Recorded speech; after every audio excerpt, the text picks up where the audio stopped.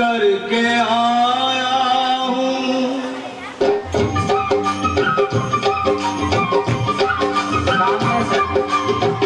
अरे द्वार पालो कन्हैया से कह दो, अरे द्वार पालो उस कन्हैया से कह दो कि दर पे सुदामा गरीब आ गया है, कि दर पे सुदामा गरीब आ गया है। भटकते भटकते न जाने कहाँ से, भटकते भटकते न जाने कहाँ से तुम्हारे महल गया है।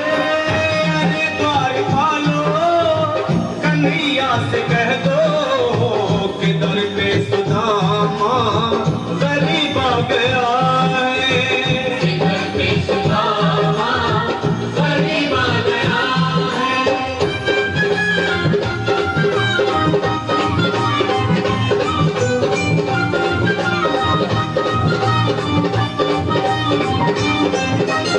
न सर पे है पगड़ी न तन पे है जामा, बता दो कन्हैया को नाम है सुदामा, बता दो कन्हैया को नाम है सुदामा, बता दो कन्हैया को नाम है सुदामा। पे है पगड़ी न तन पे है जामा, बता दो नाम है सुदामा हो।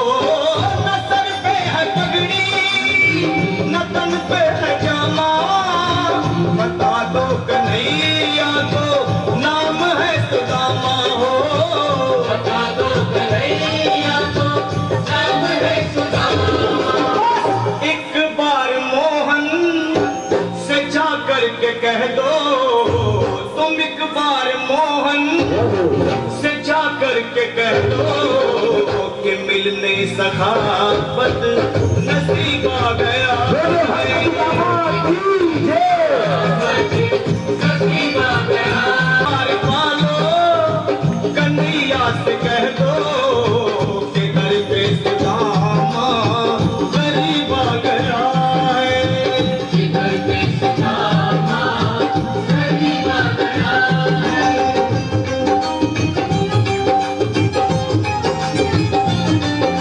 सभी भाई सुदामा जी पर नजर उतारते हैं, बोली राधा रानी की।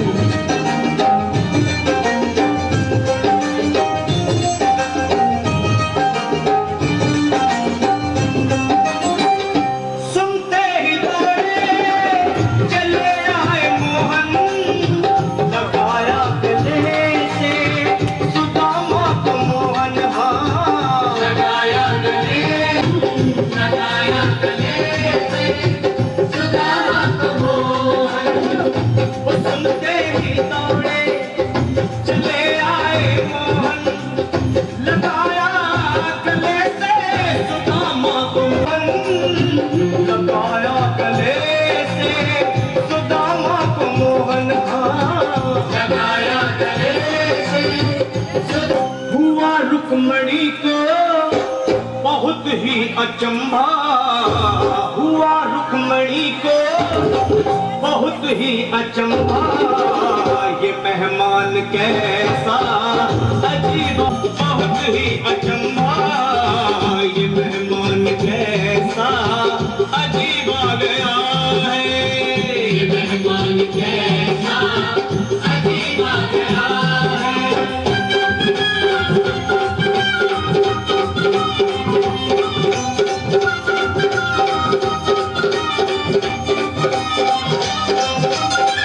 बराबर पे अपने सुदामा बिठाए, चरण आंसुओं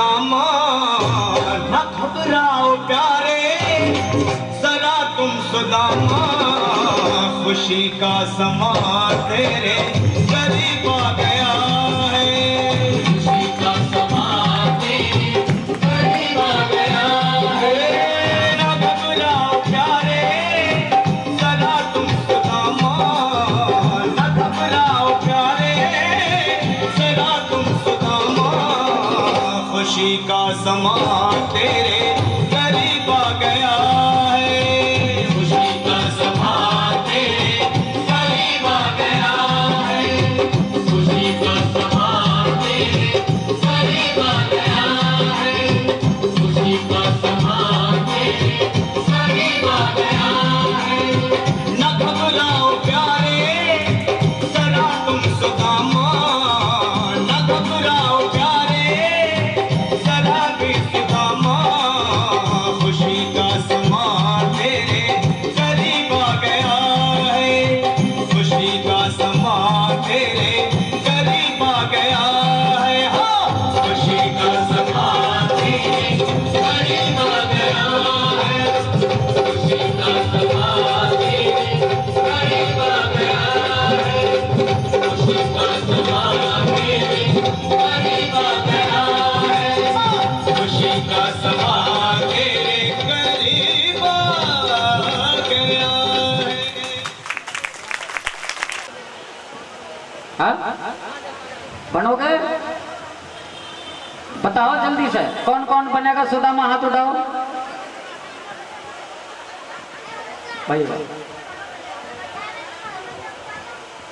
सुदामा बनने का सौभाग्य अगर मुझे प्राप्त हुआ तो मैं सुदामा बनने के लिए पता है सुदामा सुदामा कौन है अभी आपने जो चित्र देखा चलचित्र देखा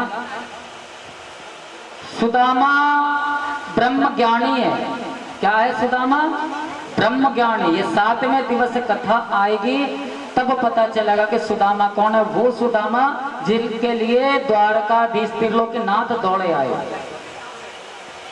और हम शक पका गए कि हम सुदामा बनेंगे क्यों हमने सुदामा की छवि जो बैठा रखे ना हास्य का पात्र सुदामा कौन जिस पर हंसे सत्य बात है मैं भी चाहता हूं कि मुझ पर भी हंसे लेकिन उसके लिए हंसे कि कृष्ण के लिए एक पागल है कौन सा पागल है उसका नाम है मनोज शर्मा लोग उसे पागल कहते हैं लेकिन उसे देखने के लिए 1 घंटे का 20,000 रुपए देते 1 घंटे का 20,000 भगवान ने ऐसा पागल सबको बनाया चित्र विचित्र पागल है किसके साध्वी पूर्णिमा जी किसके देवकी नंदन किसके अनुरुद्धाचार्य जी किसके अगर उसके पागल बने तो संसार मस्तक पर बैठा लेते अब सुदामा कौन बनेगा बताओ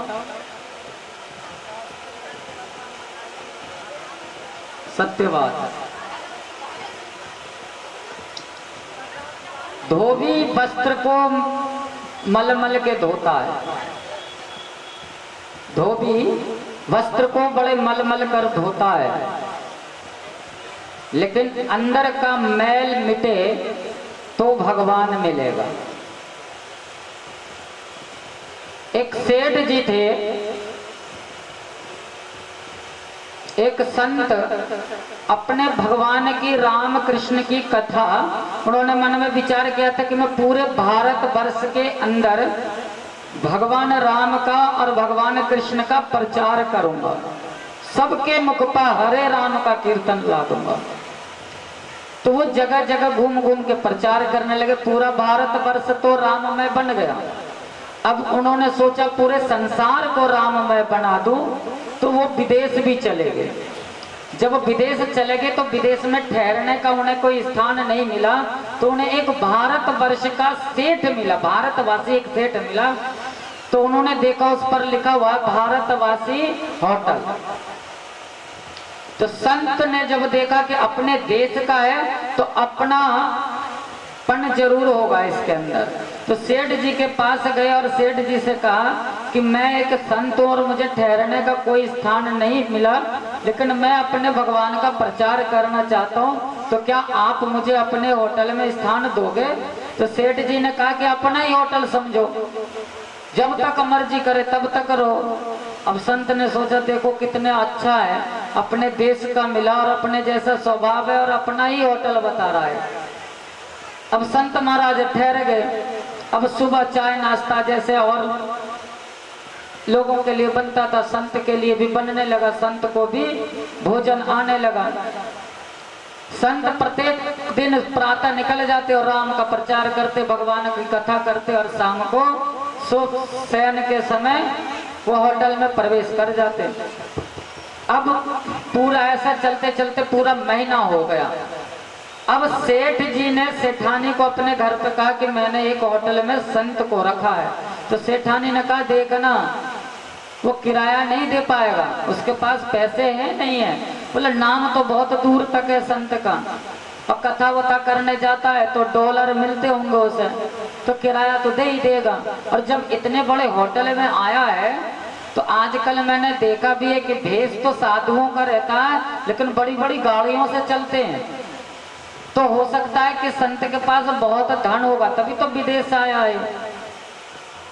अब महीना भर हो गया तो संत का प्रचार समाप्त की ओर हो गया, समाप्त हो गया। अब एक ही आदमी को कितनी बार कहे कि राम का नाम लो, राम का नाम लो, कृष्ण का नाम लो। तो संत ने कहा सेठ जी को कि सेठ जी अब हम चल रहे हैं। तो सेठ जी ने कहा अभी आए हुए कितने दिन हुए आपको? अरे जब तक जी करे, अपना ही होटल समझो, आप रह सकते हो। तो संत ने कहा कि अब यहाँ तो प्रचार कर गए, अब हम दूसरे देश जाना चाह रहे हैं प्रचार करने। जब सेठ जी ने देखा कि संत नहीं मानेगा, अब नहीं रुकेगा, तो कहा कि अच्छा एक बात बताओ, अगर आप जाना ही चाह रहे हो, आप रुकोगे नहीं, तो मेरा 1 महीने का किराया दे दो। अब जब संत ने सुना कि 1 महीने का किराया, बोला अरे मेरे पास तो धन नहीं है। बोला सेठ जी ने कहा जब आपके पास धन नहीं है तो आप होटल में ठहरे क्यों? तो संत ने कहा आपने तो कहा कि अपना ही होटल समझो, इसलिए मैं तो ठहर गया। तो सेठ जी ने कहा कि मैं तो सब ग्राहक को ऐसे ही समझता हूँ, सबको कहता हूँ अपना ही होटल समझो, तो क्या अपना ही बना लोगे क्या? ये तो मेरा व्यापार है, व्यापार करने का तरीका है मेरा। अब आप पैसे दो। संत से सेठ जी लड़ने लगे।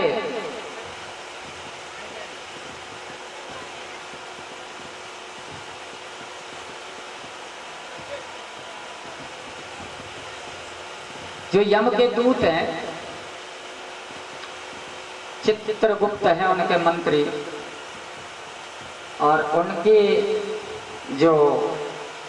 उनकी भी दूत है। कौन है? संध्या और उषा, ये 2 उनकी भी दूत है। वो हर जगह विराजमान होते हैं। जब कथा चलती है गरुड़ पुराण में, देखो जैसे कि एक कानून की किताब होती है धाराएं, जिसमें सभी धारा लिखा होता है, वो कानून की किताब है। उसी प्रकार से हमारे जो कानून की, अध्यात्म कानून की जो किताब है वो गरुड़ पुराण है। गरुड़ जी को भगवान विष्णु ने बताया है कि क्या क्या करने से कौन कौन सा नरक प्राप्त होता है और कौन कौन सी योनि प्राप्त होती है। गरुड़ पुराण में पूरा विशेष वर्णन दिया है कि जैसे कि आदमी काना हो, ये मतलब तरह तरह के जो लक्षण है, तो कौन सा पाप करने से किस योनि में, किस शरीर पर, किस अंग पर क्या लक्षण होता है, ये गरुड़ पुराण में पूरा वर्णन है। बिना बुलाए जो भोजन करे वो कुत्ते की योनि में जाता है। जो वेद शास्त्रों का उल्लंघन करे वो चमगादड़ की योनि में जाती है। जो पति का आज्ञा ना माने, पति की निंदा करे, वो चमगादड़ की योनि में जाती है। जो सुगंधित वस्तु का हरण करे वो छुछुंदर की योनि में जाती है। जो दूसरों को हमेशा गलत दृष्टि से देखे, काम वासना में लिप्त रहे, कामी पुरुष और कामी महिला स्त्रियों का जो योनि है वो शुगर की योनि बताई है। शुगर तो इस प्रकार से सारी योनियों का उसमें वर्णन है। तो एक तो कथा होती है सुनना और एक होता है सुनाना।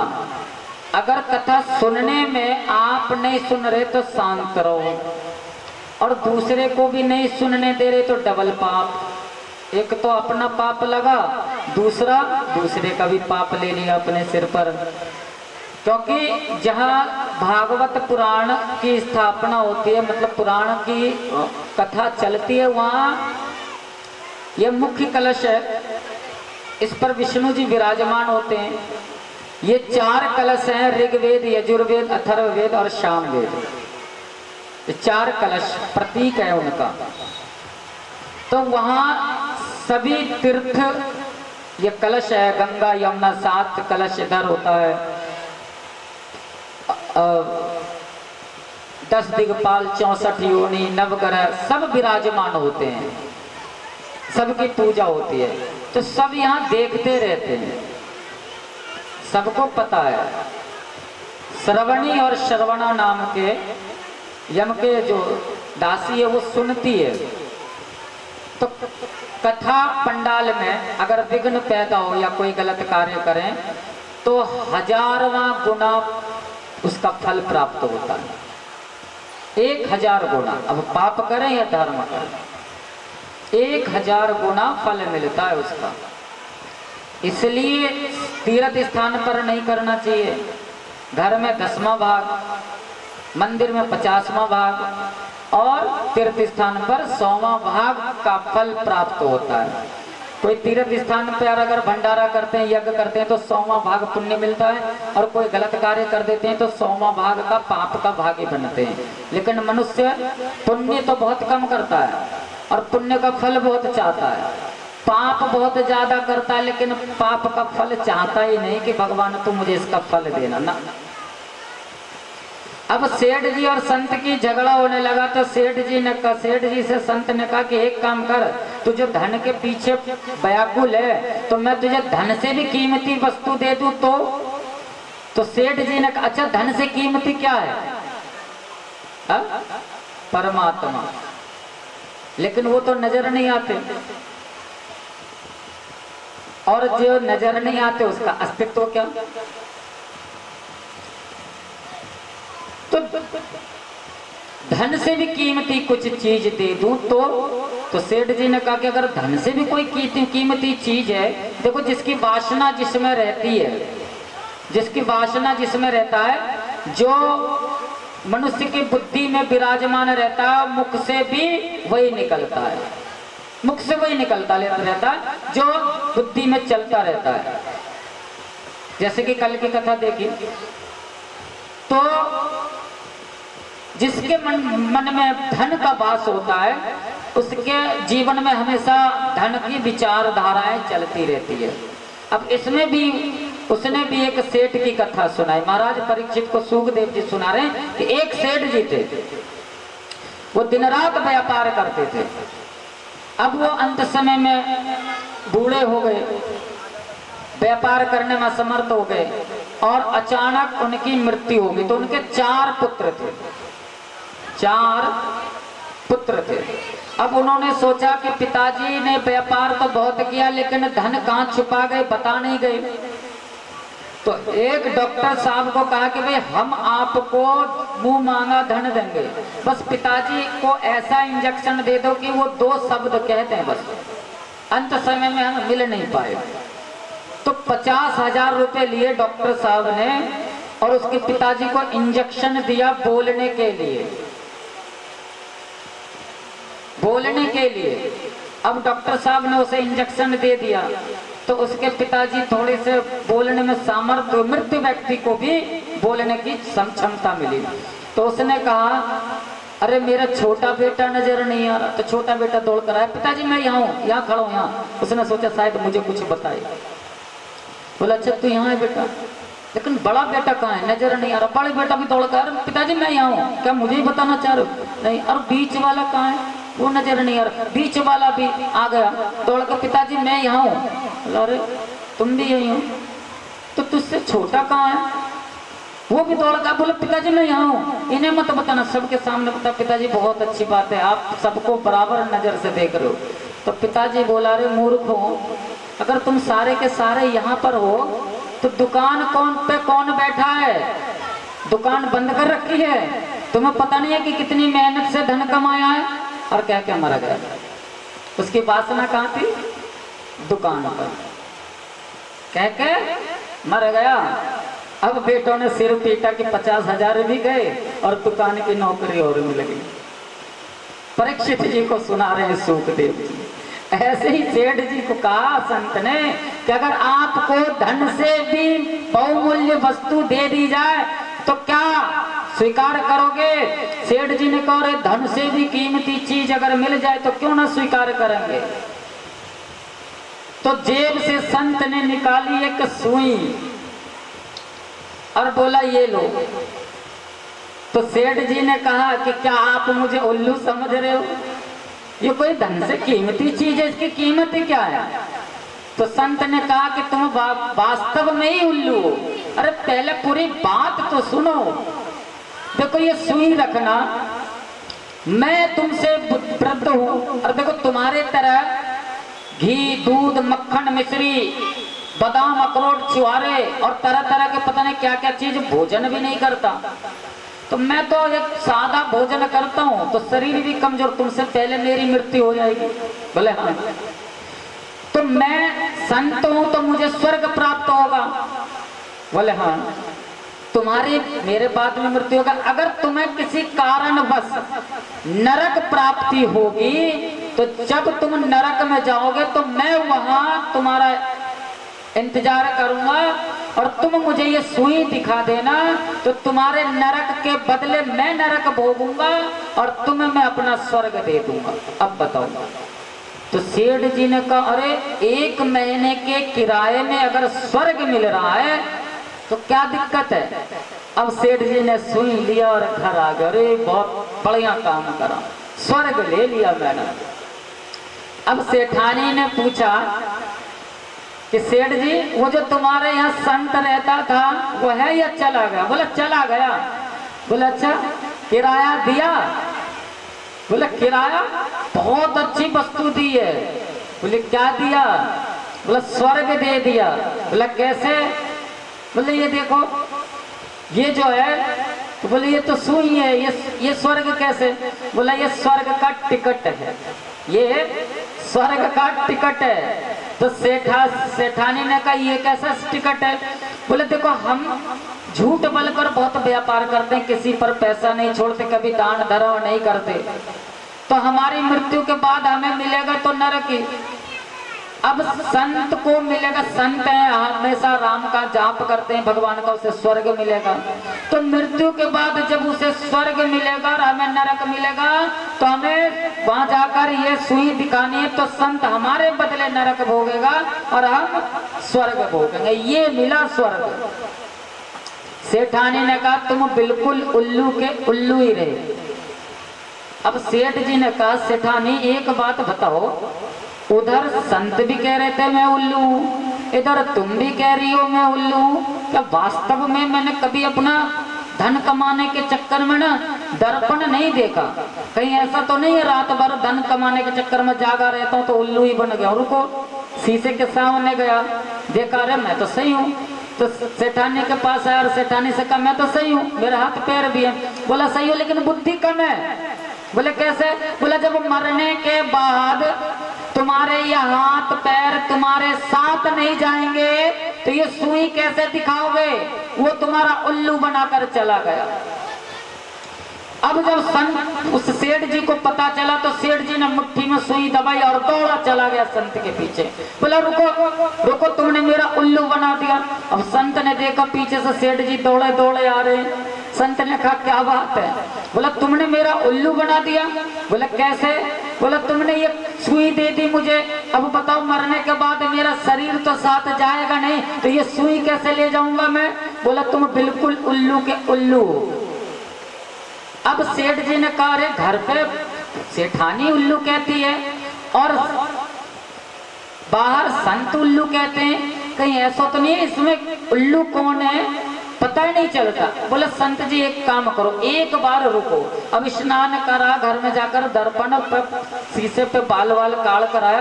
बोला नहीं महाराज मैं मनुष्य हूँ, मनुष्य हूँ, मैं उल्लू नहीं हूँ। बोले तो एक बात बताओ, जब तुम्हें इसका ज्ञान हो गया कि मृत्यु के बाद कुछ नहीं जाता, मृत्यु के बाद अपना शरीर तक नहीं जाता, तो फिर तुम मेरे पीछे धन मांगने के लिए क्यों पड़े हो? 1 महीने का किराया नहीं छोड़ सकते संतों पर। अब सेठ जी ने कहा अरे मुझसे कितनी बड़ी भूल हो रही थी।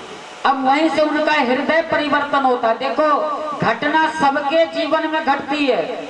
किसी की माता का मृत्यु हो जाता है, किसी की पत्नी का मृत्यु हो जाता है, किसी के पुत्र की मृत्यु हो जाती है, और किसी का प्रिय चीज खो जाता है। घटना सबके जीवन में घटता है, लेकिन वो घटना मनुष्य को किस ओर ले जाता है, ये महत्वपूर्ण चीज है। क्या है महत्वपूर्ण? एक किसी व्यक्ति का अगर पत्नी छोड़ के चली जाए या मृत्यु हो जाए तो शराब पीने लगता है। लोग कहते हैं दुख हो गया इसे। और एक वही जब पत्नी त्याग देती है, संत तुलसीदास जी के पत्नी ने त्याग दिया तो उन्होंने राम की शरण पकड़ लिया और संत शिरोमणि बन गए। जीवन में घटना सबके घटती है, मार्ग कौन सा चुने ये महत्वपूर्ण बात है, ये महत्वपूर्ण बात है। अब सेठ जी के भी घटना घटी, उन्हें ज्ञान हुआ और हरे राम का जाप करते हुए वो घर आए। तो सेठानी ने पूछा क्यों किराया मिला? बोला नहीं मिला। अब सेठानी ने कहा कि तुम पक्के उल्लू के उल्लू हो। तो सेठ जी को क्रोध आया तो कहा कि मैं तो उल्लू हूं लेकिन मुझसे बड़ी उलायन तुम हो, तुम उलायन, क्योंकि उल्लू की पत्नी उलायन। बोले कैसे? बोला जब तुम्हें पता है, तुमने मुझे पहले बताया कि मरने के बाद ये शरीर नहीं जाता, तो तुमने मुझे सेठ संत के पीछे पैसे मांगने के लिए क्यों भेजा? तो पत्नी सेठानी ने कहा यही बात तो मैं जीवन भर तुम्हें समझा रही थी कि मृत्यु के बाद कुछ नहीं जाता, न पड़ोसी जाता है, न पत्नी जाता है, न पुत्र जाता है। मृत्यु के बाद प्राणी को अकेला 99,000 योजन की मार्ग तय करना होता है। अब ये 99,000 मार्ग योजन कितना होता है पता है?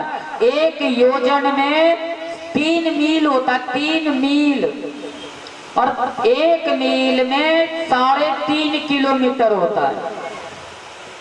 अब लगाओ कितनी लंबी यात्रा करनी होती है, वहां कोई साथ नहीं जाता। जाता है कौन?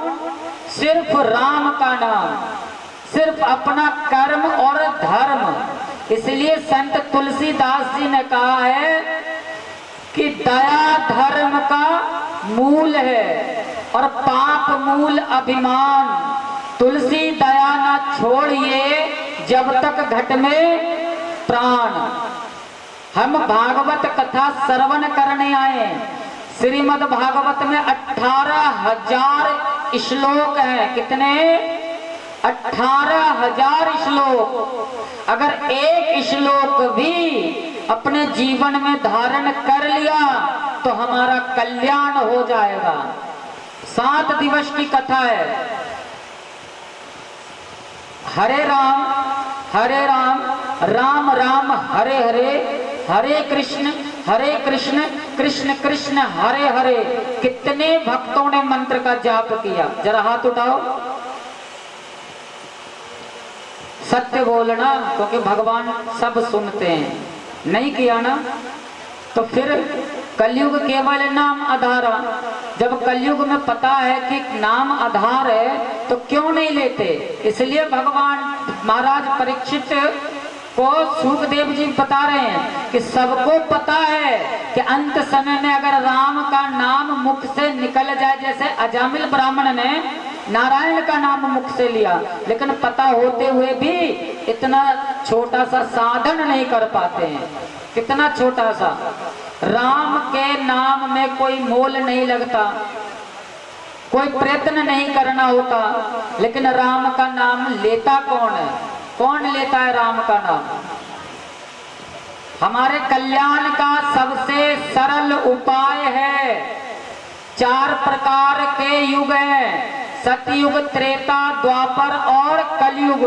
सतयुग में मनुष्यों की आयु 1 लाख वर्ष होती थी, त्रेता में 10,000 वर्ष हो गई, द्वापर में 1,000 वर्ष हो गई और कलयुग में 100 वर्ष की आयु बताई गई है। और 100 वर्ष की आयु में भी 50-40 के बाद रोग घर बना लेता है।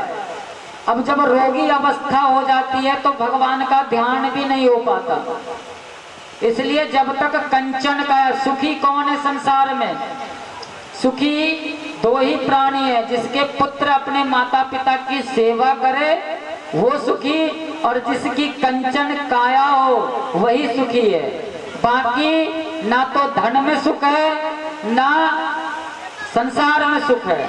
संसार गुलाब का वो वृक्ष है, वो पौधा है जिस पर फूल तो कभी कभी उगते हैं लेकिन कांटे पूरे जीवन भर लगा रहता है। हमें खुशियां तो कभी कभी प्राप्त होती है लेकिन दुख कितने मिलते हैं? अनगिनत। उस दुखों का उपाय क्या है? बहुत छोटा, बहुत सरल। क्या है?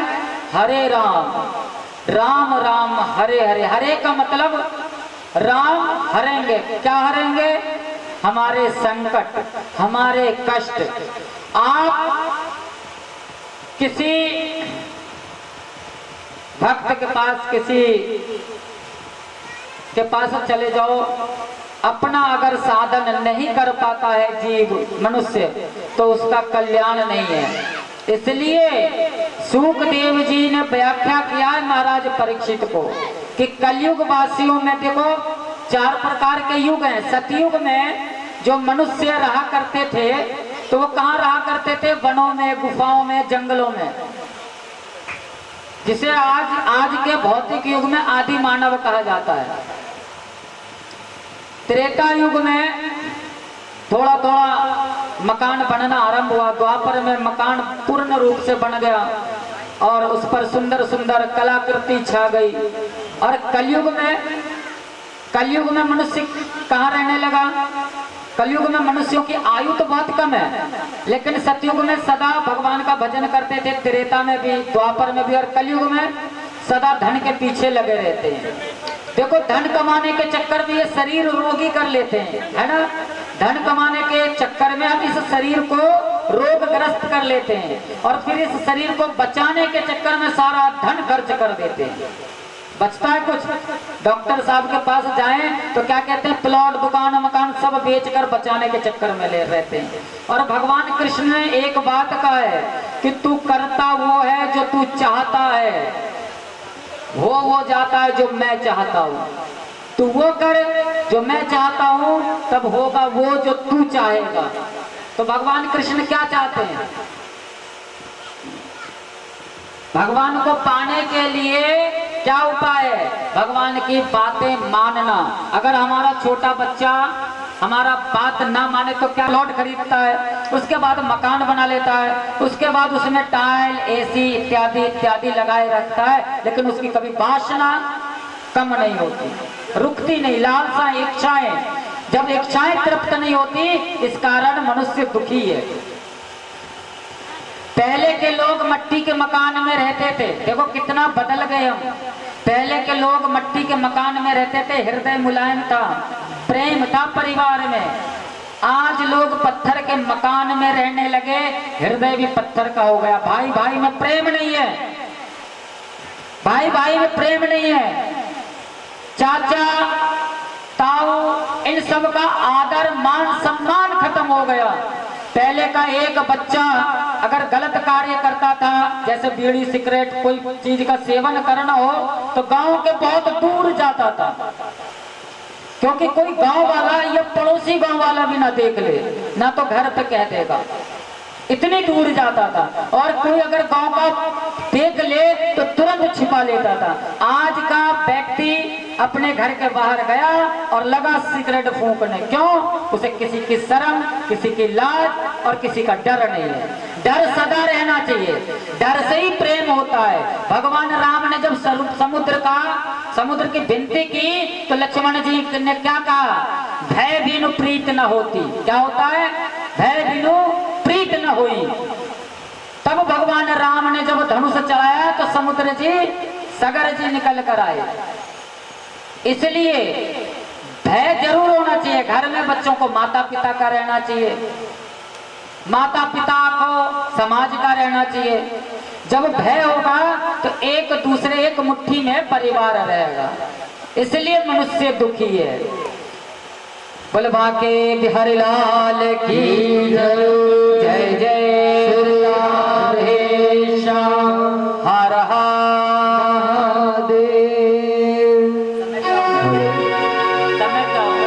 और वो सब नाग थे और विनता के दो पुत्र थे, अरुण और गरुड़। ये दोनों कश्यप ऋषि की पत्नी है। तो अरुण तो जो सूर्य देव की जो रथ हाँक रहे हैं वो विनता के पुत्र अरुण है।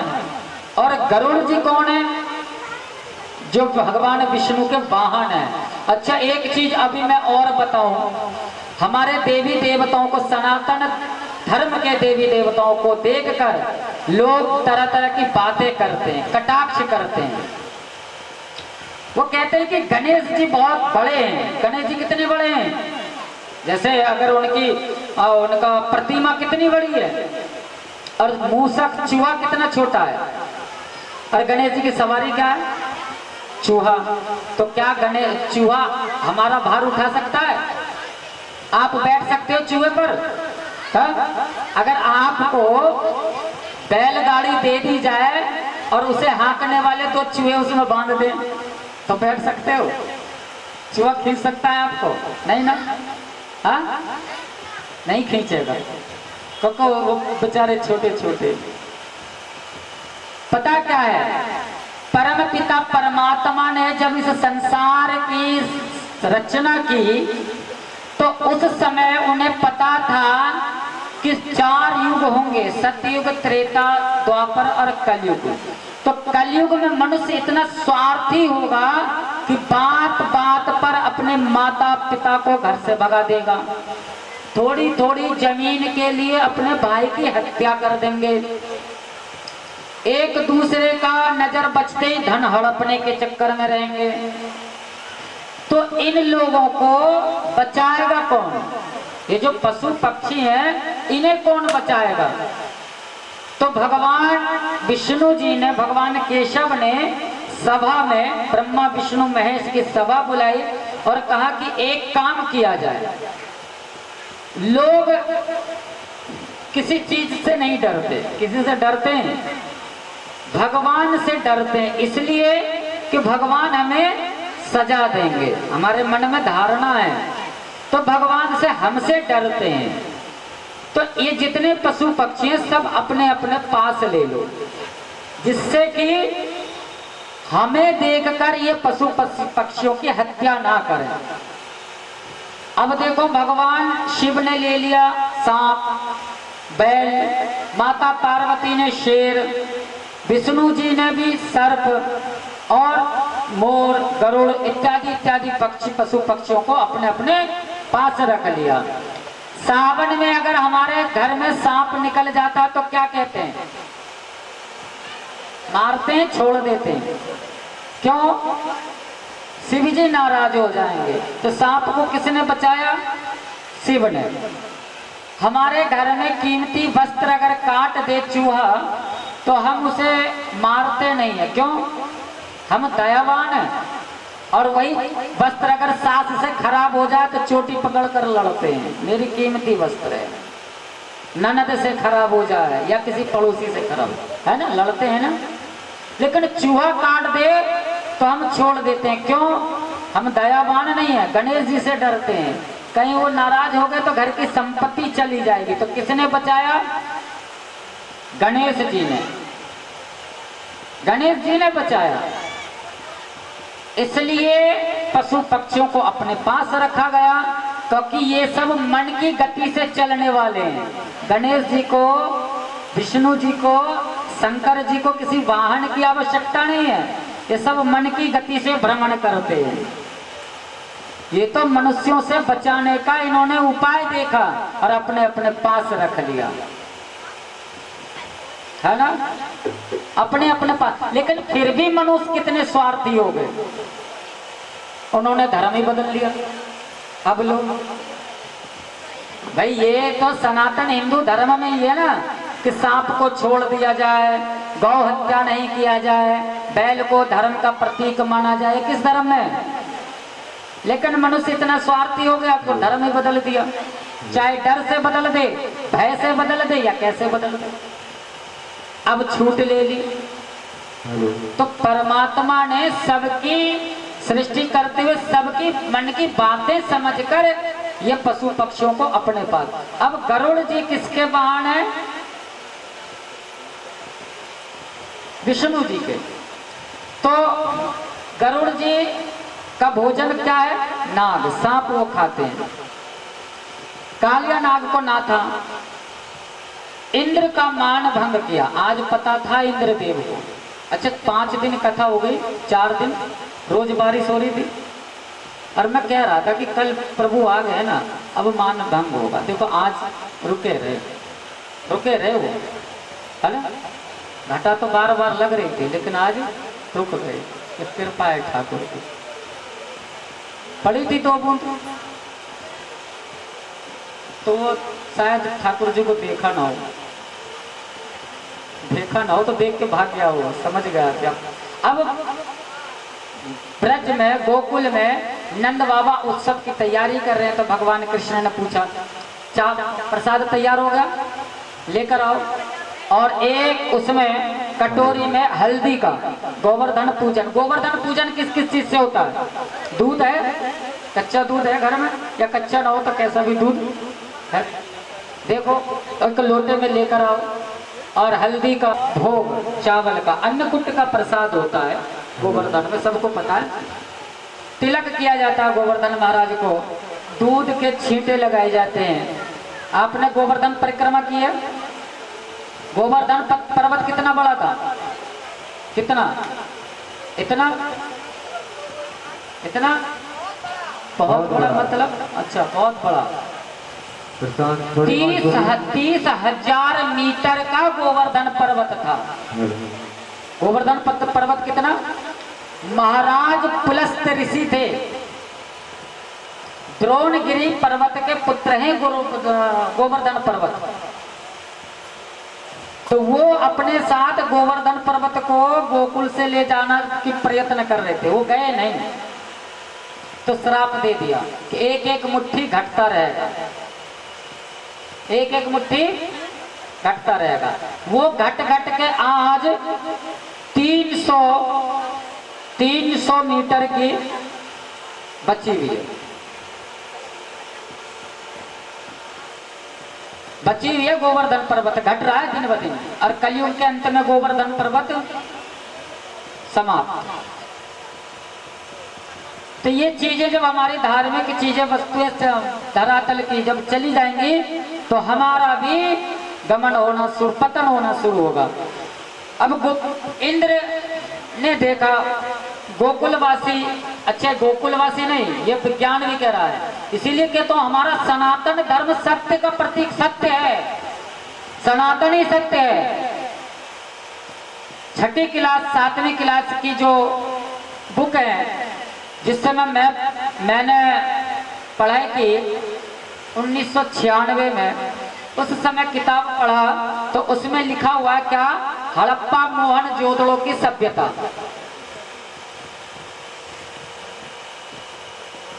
हड़प्पा मोहनजोदड़ो की सभ्यता, तो ये खुदाई के दौरान ना, अब देखना वहां उस समय किसी धर्म का विशेष का जिक्र नहीं हुआ। हड़प्पा मोहनजोदड़ो की सभ्यता और पृथ्वी पर मनुष्य की उत्पत्ति बताया। लेकिन विज्ञान अलग बता रहा, वेद अलग बता रहा। वेद ने पहले इसकी घोषणा कर दिया है, विज्ञान अब बता रहा है। क्या बता रहा है? कि वहां जब आग का आविष्कार हुआ, निर्माण काल हुआ, नगर मोहनजोदड़ो की नगर सभ्यता का वर्णन आया, तो वहीं पर आया कि खुदाई के दौरान उनके न दीवारों पर चित्र आकृतियां मिली। क्या? पशुपति शिव। पशुपति शिव उस समय के लोग किसकी पूजा करते थे? उस समय के लोग, क्योंकि जो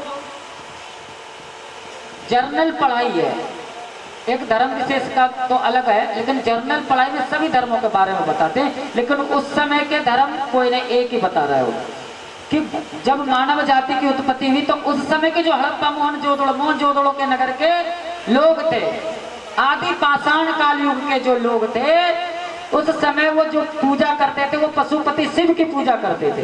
ये मैं नहीं कह रहा हूँ, किताब कह रहा है। और वो किताब क्या कह रहा है? इतिहास की किताब कह रहा है। तो पशुपति शिव की पूजा करते थे और नारायण की चित्र बनाया उन्होंने दीवार पर था। और इंद्रदेव की वो पूजा करते थे, जो कि गोकुलवासी भी कर रहे हैं। और सूर्य देव को जल चढ़ाते थे, सूर्य की पूजा करते थे, इंद्र की पूजा करते थे, पशुपति शिव की और नारायण के 4 देवी देवताओं की पूजा करते थे उस समय। अब सूर्य की पूजा करने का एक कारण था कि रात्रि में जंगल में, अभी यहाँ शहर है लेकिन थोड़ा दूर चले जाओ वन की तरफ, जैसे कि अब आप चले जाओ हरिद्वार या कैलाश पर्वत, और वहाँ लाइट नहीं है, रोशनी नहीं है, तो रात्रि में डर लगता है, हिंसक पशु है। तो उस समय के लोगों को रात्रि में डर लगता था। तो जब सूर्य देव उदय होते थे तो उन्हें डर खत्म होता था, तो वो सूर्य देव को नमस्कार करते थे कि हे प्रभु, आपके कारण हमारा भय दूर हुआ। तो सूर्य देव की पूजा वो इसलिए करते थे। इंद्र देव की पूजा वो इसलिए करते थे क्योंकि वन में रहकर वो फल इत्यादि भोजन करते थे। ये इतिहास कह रहा है, वेद तो कुछ और भी कह रहा है, वेद तो इससे आगे कह रहा है, लेकिन वेद की बातें कम समझ में आती है, इसलिए इतिहास की बातें बता रहा हूँ। तो कह रहे हैं कि उस समय के लोग फल खाकर अपना जीवन यापन करते थे, अपना जीवन यापन करते थे।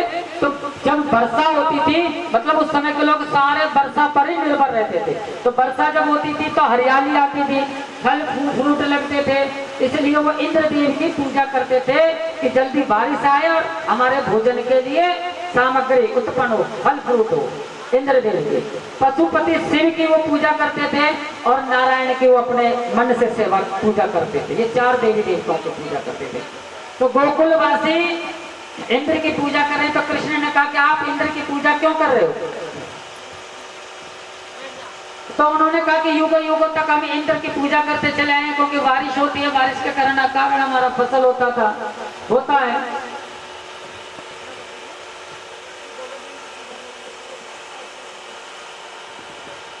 किसी चीज का बना लो,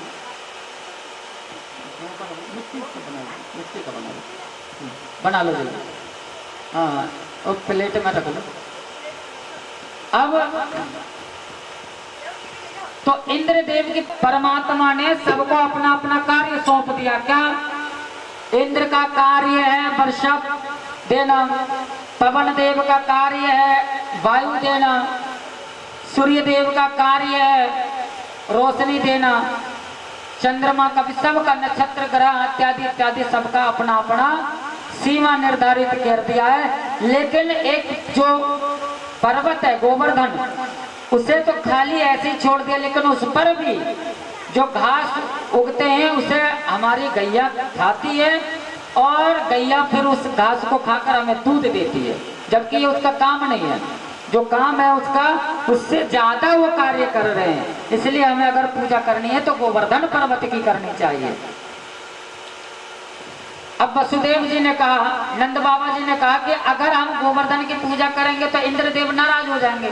बोला उससे मुझ पर छोड़ दो। किस पर छोड़ दो? मुझ पर छोड़ दो। उसी प्रकार से मैं भी कह रहा हूं कि आप जो उल्टे सीधे हमारे जो देवी देवता नहीं है, जो हमारे वेद शास्त्र पुराण में जिनका वर्ण नहीं है, उनकी पूजा छोड़ दो। अब अगर वो रुष्ट हो गए तो वो मुझ पर छोड़ दो। उसे किस पर छोड़ोगे? मुझ पर छोड़ दो। क्यों? क्योंकि मुझे पता है कि मेरा जो इष्ट है, ये कृष्ण जो है वो परम शक्ति है, इसके अधीन है सब, इससे ऊपर कोई नहीं है। तो मुझे अपने ठाकुर पर विश्वास है, इसलिए मैं कह रहा हूं कि किसी भी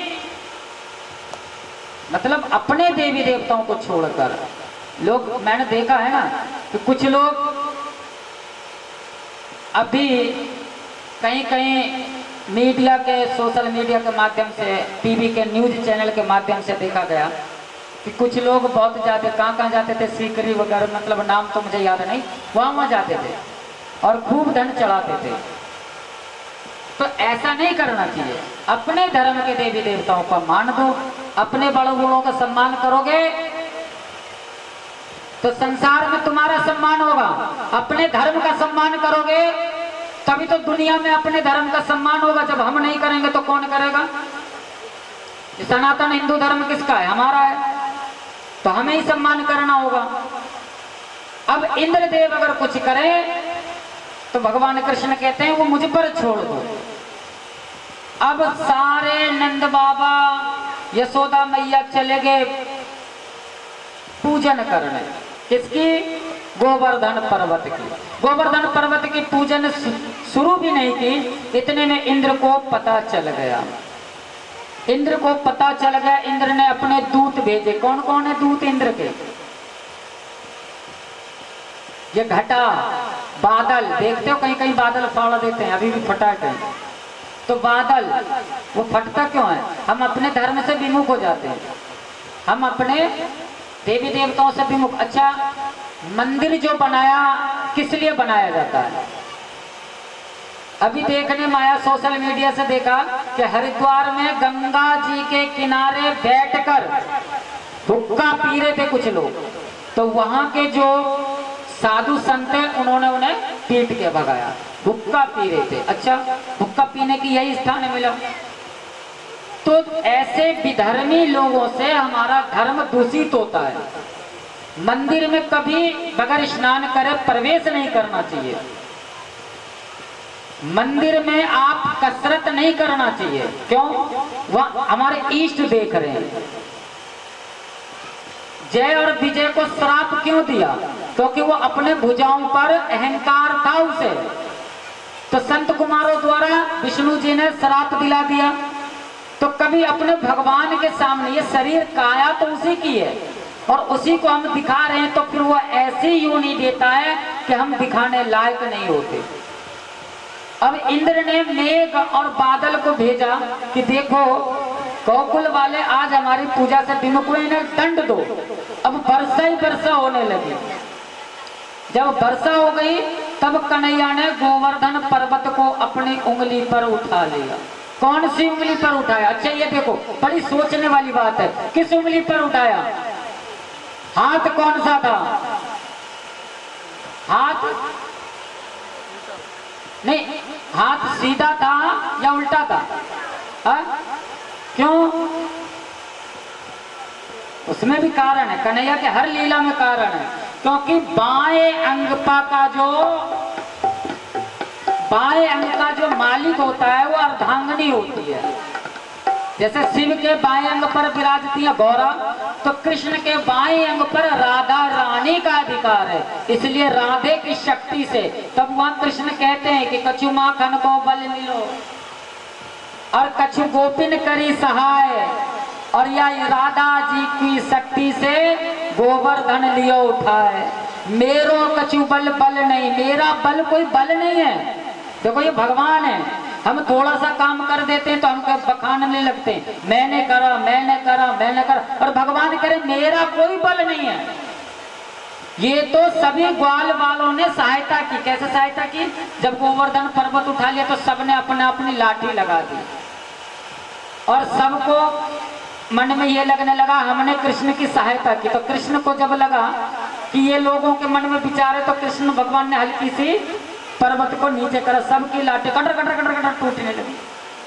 सबने कहा प्रभु हमारा कुछ नहीं, इसमें आप ही हो। तो गोवर्धन पर्वत को धारण किया और जब इंद्र थक गया, इंद्र को ज्ञान हुआ आगे तो पूजन की तैयारी करो समय के अनुसार जाओ। इंद्र को जब उनका मान भंग हुआ तो ज्ञान हो गया कि यही परमात्मा है, ईश्वर है। अब अपने स्वरूप में दौड़े दौड़े आए भगवान कृष्ण का के चरण छुआ और कहा कि हे प्रभु मुझसे अनजाने में जो अपराध हुआ है उसे क्षमा करो। और आप मुझे दंडित मत करना। उन्हें डर था कि कहीं अब इंद्र पद न छिन जाए। डर के कारण चरणों में पड़े तो भगवान कृष्ण ने उन्हें क्षमा किया। जो क्षमा करते हैं वही भगवान। हमसे तो अगर थोड़ी सी गलती हो जाए तो मुंह फुलाकर बैठ जाते, कहते मैं तो उनकी ओर मुंह करके भी न लेती। भागवत कथा हो रही थी, अब हमारी जो भक्तिनी है उन्होंने बेचारे ने जहाँ तहाँ बुलावा दिया, लेकिन कुछ लोगों ने कहा कि अरे हमें कहा नहीं, भगवान के शरण में बगैर बुलाए जाओ। भगवान की कथा जहाँ हो रही है वहाँ बगैर बुलाए जाना चाहिए। भगवान सबके हैं, हमारे भी हैं। बोले बाके बिहारी लाल की जय। जय जय श्री राधे श्याम हर हर महादेव।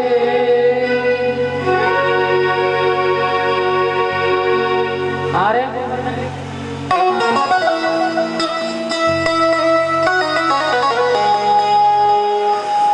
राधे राधे बोल श्याम आएंगे, आएंगे श्याम आएंगे। राधे राधे बोल श्याम आएंगे, आएंगे श्याम आएंगे। अरे वृंदावन कहाँ दूर है, दूर है। बरसाना कहाँ दूर है, दूर है। तेरी नजर का कसूर है। राधे राधे बोल श्याम आएंगे, आएंगे श्याम आएंगे। राधे राधे बोल श्याम आएंगे, आएंगे श्याम आएंगे।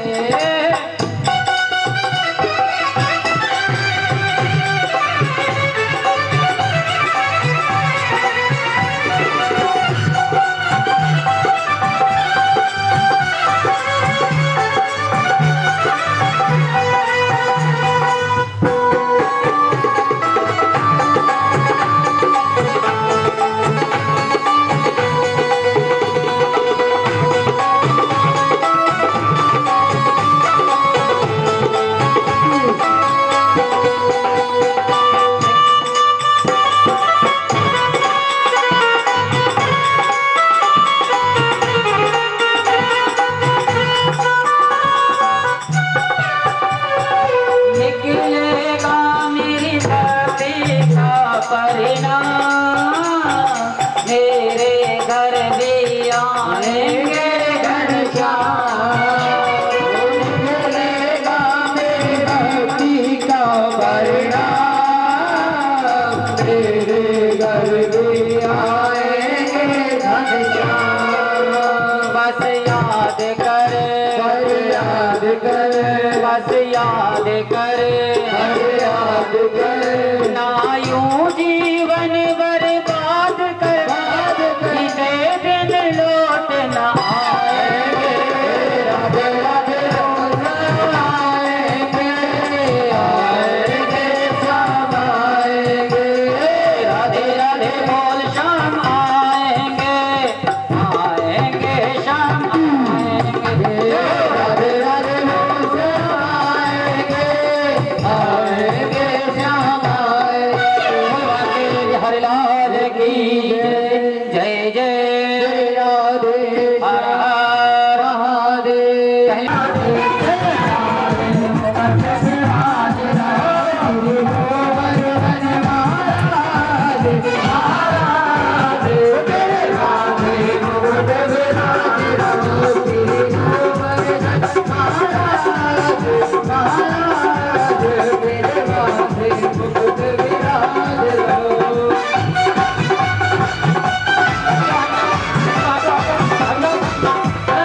एक एक करके आए। तुपे पानी चढ़े, तुपे फूल चढ़े, तुपे पानी चढ़े, तुपे फूल चढ़े, तुपे पानी चढ़े, तुपे फूल चढ़े। दूध की धार हो धार, तेरे हाथे मुकुट बिराजे, मेरे दो मेरे रंगना।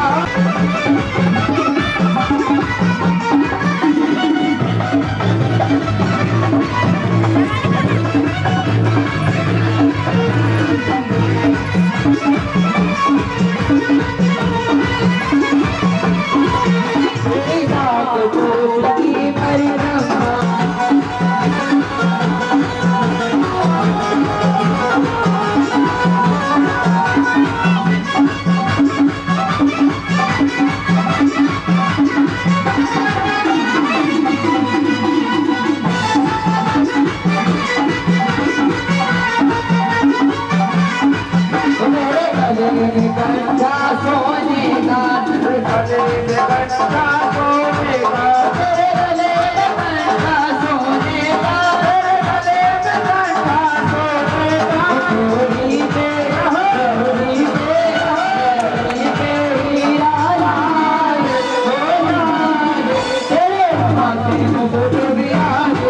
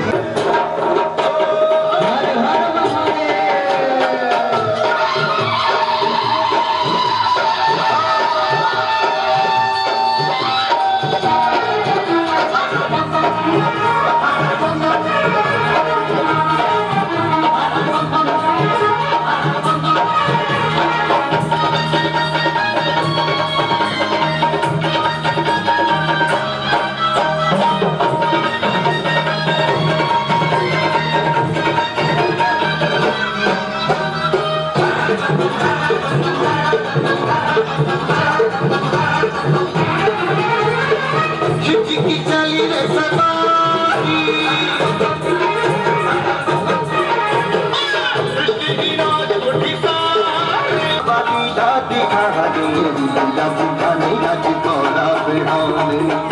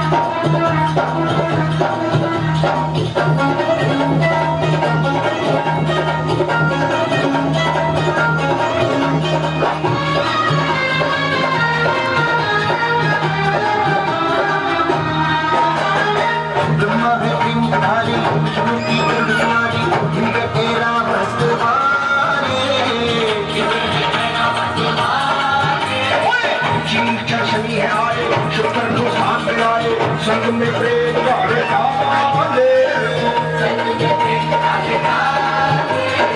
कभी त्रिशूल को हाथ पे घुमाए इंद्र की जगह गंगा जल छिड़काने कभी त्रिशूल को हाथ पे घुमाए इंद्र की जगह गंगा जल छिड़काने चले हैं बोले बाबा जी राज दिखाने लीला दिखाने और दिखाने लीला दिखाने लीला दिखाने बोले और दिखाने लीला दिखाने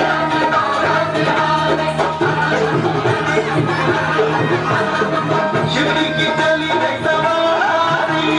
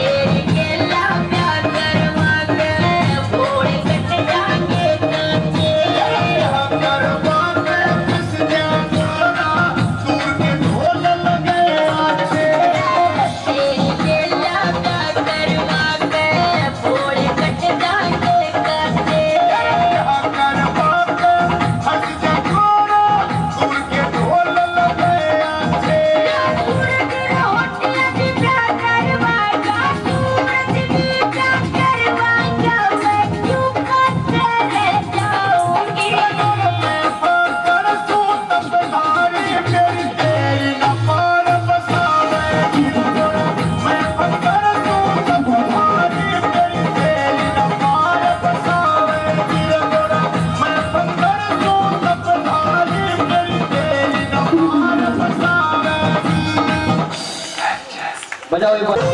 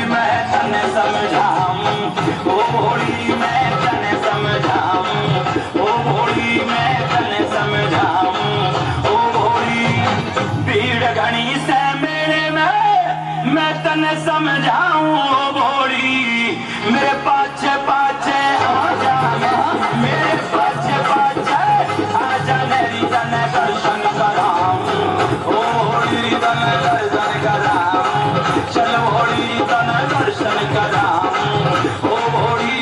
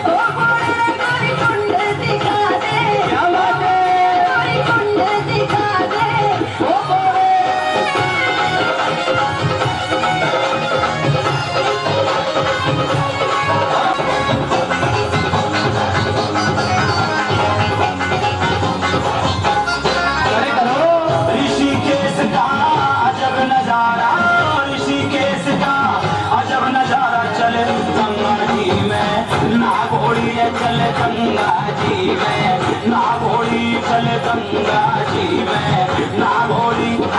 ऋषिकेश का अजब नजारा, ऋषिकेश का अजब नजारा, चल गंगा जी में ना घोड़ी, चल गंगा जी में ना घोड़ी, चल गंगा जी में ना घोड़ी। ऋषिकेश का अजब नजारा, चल गंगा जी में ना घोड़ी।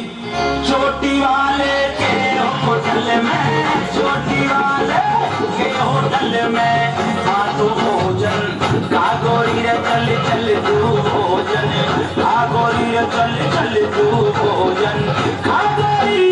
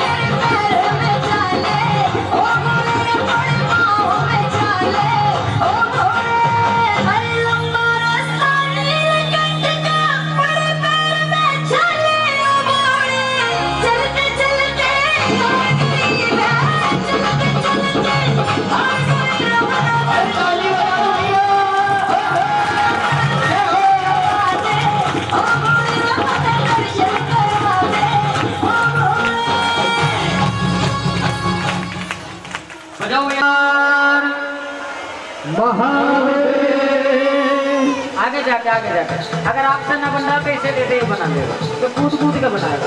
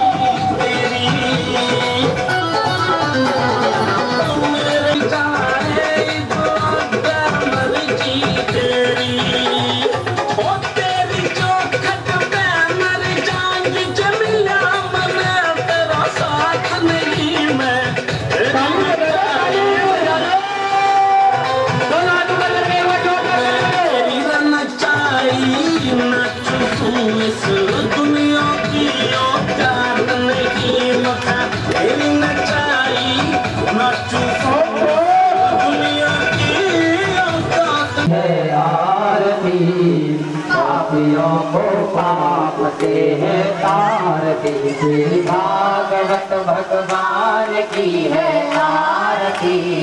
पापियों को पाप से है तारती, अमर ग्रंथ ये गुप्त तंत्र ये पंचम वेद निराला, हरि दर्श कराने वाला। हर नाम यही परिणाम यही, हरि नाम यही, हरि नाम यही, जग के मंगल की आरती। पापियों को पाप से है तारती। गीत पावन पुनीत पापों को मिटाने वाला, हर दर्श कराने वाला। ये शांत गीत पावन पुनीत पापों को मिटाने वाला, हरि दर्श कराने वाला। ये सुख करनी ये दुख हरनी, ये सुख करनी ये दुख हरनी, ये सुख करनी ये दुख हरनी। ये सुख करनी ये दुख हरनी। श्री मधुसूदन की आरती।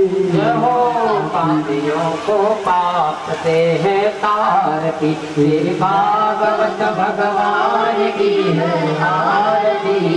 पापियों को पाप से है तारती। ये मधुर बोल जग पंथ ढोल सतमार्ग बताने वाला, बिगड़ी को बनाने वाला। ये मधुर बोल जग पंथ बोल बिगड़ी को बनाने वाला।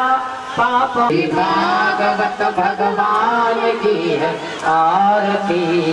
पापियों को पाप से है तारती। पापियों को पाप से ये अमर ग्रंथ मोक्ति का पंथ, ये पंचम वेद निराला, हरि दर्श कराने वाला। ये अमर ग्रंथ ये मोक्ति पंथ, ये पंचम वेद निराला, हरि दर्श कराने वाला। परिणाम यही हरि धाम यही, परिणाम यही हरि धाम यही, जग की महिमा के आरती। पापियों को पाप से है तारती। श्री भागवत भगवान की है आरती। पापियों को पाप से है तारती। बोल बाके बिहारी लाल की, बोल राधे रानी की, बोल प्रसन्न सरकार की। ओम शांति। ओम नमः शांति अंतरिक्षं शांति पृथ्वी शांति रापा शांति रोगनया शांति वनस्पतया शांति सर्वदेवा शांति भम शांति सर्वगुण शांति शांतिरेव शांति श्यामा शांति। सभी वार्ते दिखा देना। नमः सुभागमं लक्ष्मीकान्तं कमलनयनं योगवरणामग्यं वन्दे विष्णु भव्यारणं सर्वलोकैकनाथानं। धर्म की अधर्म का प्राणियों में विश्व का गौ हत्या भारत जय जय श्री राम।